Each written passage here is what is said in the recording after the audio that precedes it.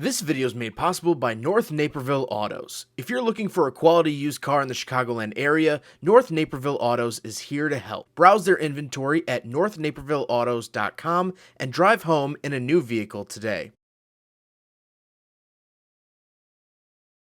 Alright, what's up guys? My name is Zach and today I am driving a 2004 Acura MDX. Up front is a 3.5 liter V6 and down below is a 5-speed automatic transmission. Now I'm super excited to be driving this here MDX because I haven't reviewed one before. This is a new experience for me. And the second reason is the fact that this is a Honda product. If you're unaware, Acura is actually owned by Honda. They're pretty much one and the same. This is just the more luxury version of Hondas, but really, they're the same. So this is a Honda, it's reliable, and we'll talk about that a little bit later on. So let's get back to that 3.5 liter V6. First of all, I'll put the horsepower and torque up on the screen, which isn't anything too crazy, but fuel economy is 17 miles to the gallon in the city, 23 on the highway. Now this is 2004, and so there was a smaller emphasis on miles per gallon. Now everyone's trying to push fuel economy. That's what they're doing. But back in 04, we really weren't. What I really want to talk about with the engine is the engine itself, the 3.5 liter V6. It's a J series engine from Honda, and they've put it in just about everything. The Odyssey has had this, the Ridgeline, the Accord, the Passport, the Pilot. They've all had this engine at some point or another, and that's just Honda's lineup. This also goes into Acura's lineup. Here I'm pulling up next to actually a new MDX. Nice.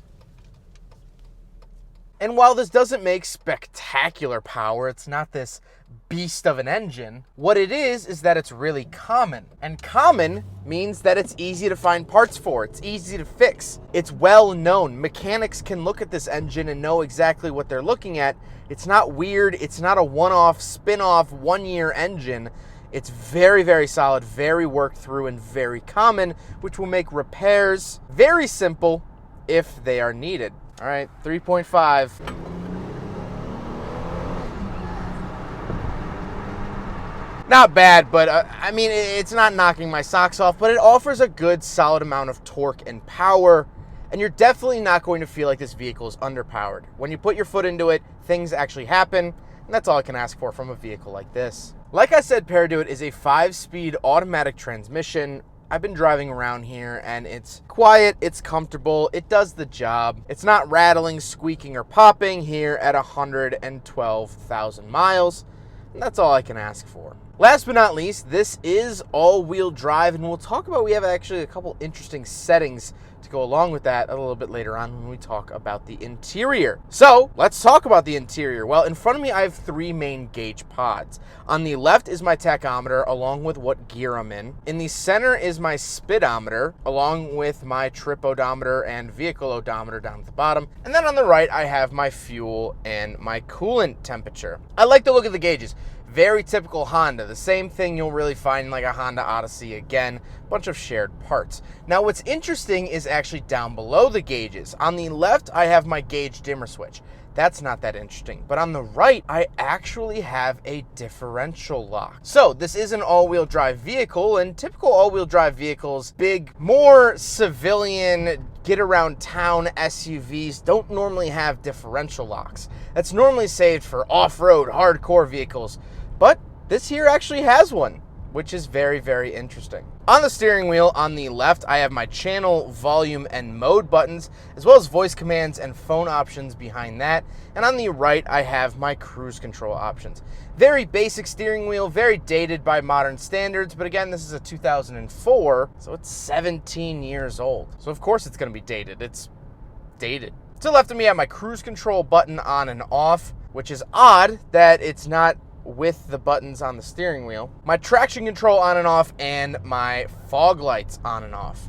Very simple stuff, but fine nevertheless. On the door, I have 2 different memory seat options, which is very, very nice, as well as my set button for that. And down below, I have my heated mirror options, power windows, that sort of thing. Moving into the center, I actually have my climate controls way up at the top. This is untraditional to most vehicles where it's normally down below the radio. Very, very basic climate controls here. But down below those very simple climate controls, I do actually have a screen. For 2004, this is very, very early to have a screen like this, let alone a touch screen. Now, it doesn't do everything that modern screens do, but I do have navigation.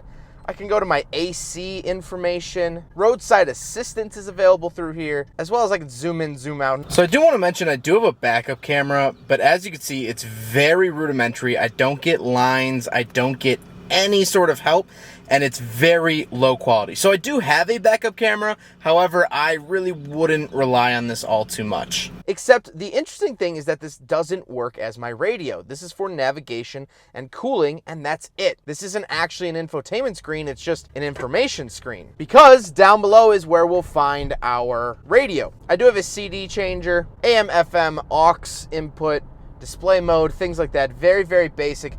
Very typical of the early 2000s, and this is what I'm more so used to. However, the touchscreen up top really does give it a nicer feel and makes the car feel less dated. Down on the center console, I have a little cubby up at the very top, and then I have the shifter itself. The shifter is finished in this nice sort of fake wood look. I really enjoy the look of it. I think it looks fresh and modern, even 17 years later. However, the kind of confusing thing is that it has D5, D4, D3, and then 1 and 2.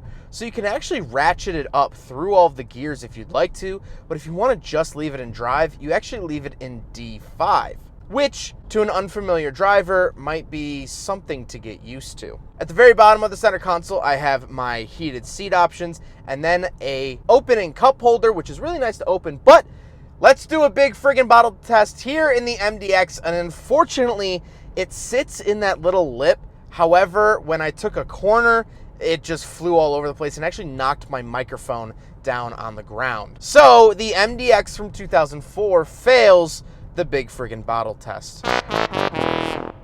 Center console has some nice storage options as well as a 12-volt outlet and a dual opening top, so you can open up just the tippy top or the full center console, which I really like. Now we gotta talk about the seats. The seats are nice and comfortable. They are perforated gray leather. Like I said, they're heated, power, and memory, which again is all I can really ask for from a 2004 vehicle. But speaking of seats, we do have back seats, so let's go do a back seat review. All right, so we're in the back of the 2004 Acura MDX, and a couple of things. First of all, I have my own climate controls back here.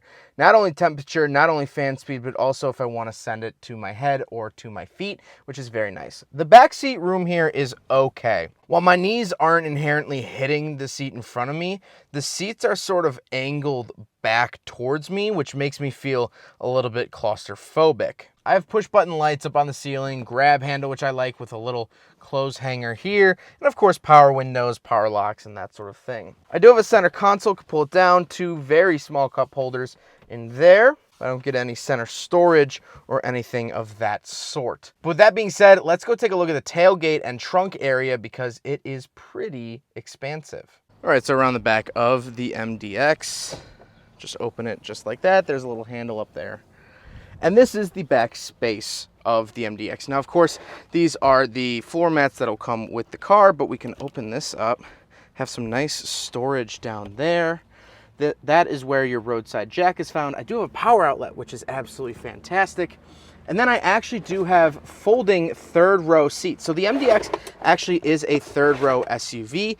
Now, they're gonna be pretty tight. They're not gonna be very spacious, but if you absolutely need them, you can fold the seats up, which is very nice. And the rear occupants get these nice little cubbies and cup holders. So a lot of space back here when the seats are folded down. When you do fold them up, you can have a third row if you really need that. Now we gotta talk about the looks. I think that this is a decent looking vehicle. However, I don't think it's really anything special. I see a million of these a day, and I don't think I've ever looked at one and said, wow, that's great, or wow, that's terrible. It's very middle ground when it comes to the looks. But that's kind of why you buy an Acura. You want something nicer than a Honda, but you want the basicness of a Honda. You want the reliability of a Honda. You want the simplicity of a Honda. You want the trustworthiness of a Honda. And that's why you buy an Acura. This is the treat yourself of Hondas. And I have to say, really truly, this is a fantastic used car. North Naperville Autos is not asking too much for this vehicle. It only has 112,000 miles,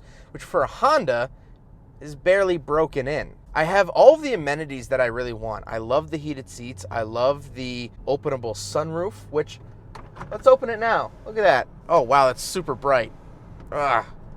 Yeah, let's close that back up. This does have OnStar functionality. It has heated mirrors. It has a Bose audio system, which I forgot to mention with the radio, but it has Bose speakers from the factory. I mean, there's not much more that you can really want out of a car that's 17 years old. And it being a Honda, it's super reliable. It's easy to maintain. It's affordable. There's really not much really that you could go wrong with this MDX. And it's all-wheel drive, which is great for the wintertime. This car doesn't shock me. It doesn't put me back in my seat. It doesn't make me feel like the coolest person in the world, but it starts, it runs, it drives every single time.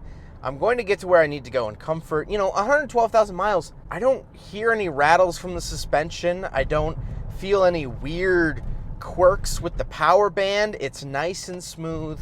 This really is a very solid car, and it's going to be a very solid car for years and years to come. If you're looking to buy one of these, a 2004 specifically, you're making a good decision. As long as you get one that doesn't have too many issues or wasn't absolutely beaten by its previous owner, you're going to have a good ownership experience. V6 is great. Heated seats, heated mirrors, sunroof, leather seats, memory seats, touchscreen navigation. I could go on for hours about it. But you don't have hours to spend watching a YouTube video.